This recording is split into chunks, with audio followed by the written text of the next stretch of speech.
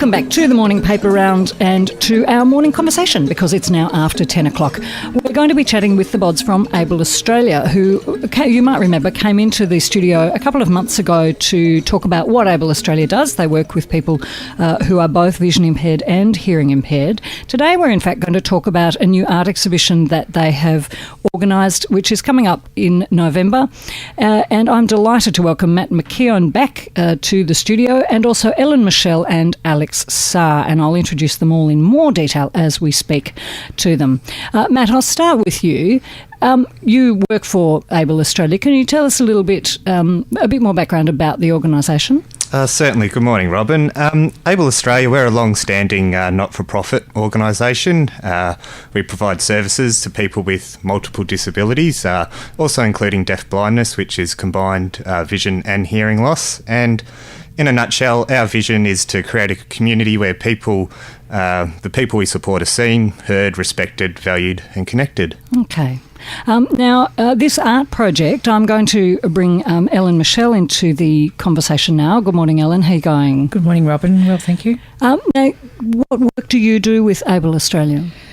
Well, I facilitate the art program, which is as an art therapist, which in the long term, over a year, we organise an exhibition for the paintings that we do over 1 year. Okay. How often do people participate in the program through the year? Well, probably 2 or 3 times maximum, because we have several, quite a few artists working on the program. So we just do what we can in terms of time and finances. Yep. Yeah, and they're always it's always the challenge in the community sector too, I think. Absolutely.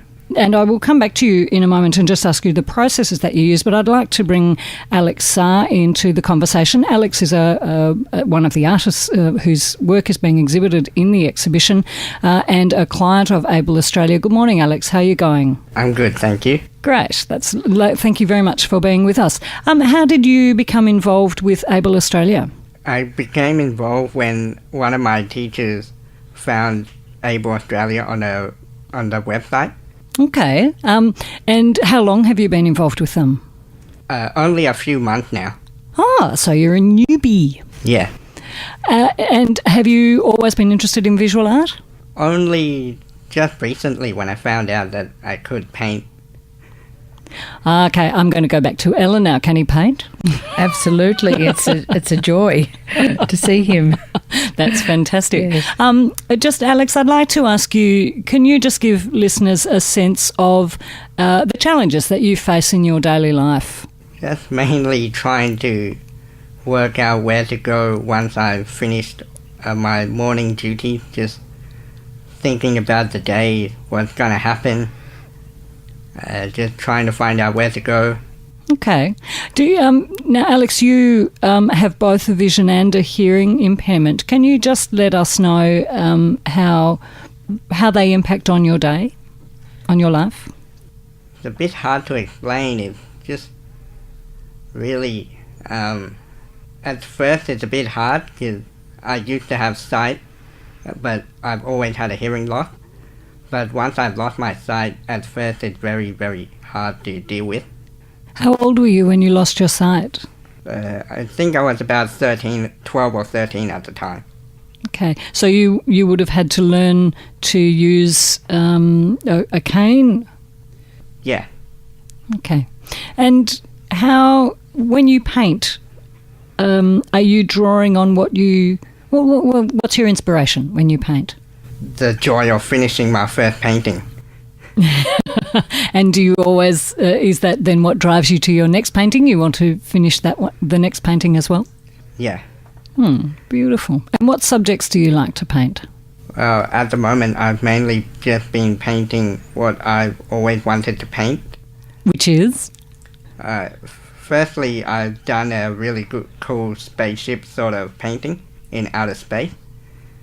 Another one was the beach, and another one is the forest. That sounds to me like they might be places you want to go. The beach I would, but not so much going in outer space. There you go. So I'd like to come back to Ellen. How do you work with someone who is limited in vision and hearing? What's the process that you use? Sometimes, if there is a hearing impairment, I use signing, people that sign rapidly. I can do the alphabet, but that's about it. And I've got my hands covered in paint, so I'm not very friendly towards the client. So, I just have to rely on someone that can sign well. I also use, for the vision, I will set up the canvas and get them to actually feel the size of the canvas.